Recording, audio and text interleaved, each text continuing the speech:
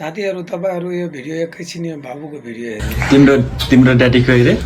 Daddy लाइटरले बाले के फर्केर आउँछ ल छिट्टै?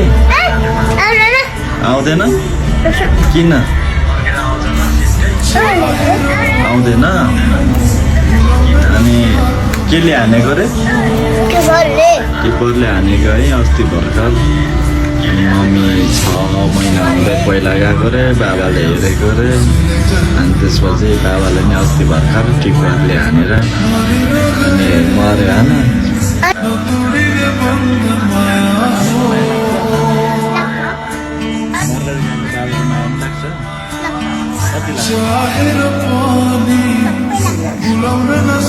भगवान पनि कति एउटै मान्छेले कष्ट दिन्छ।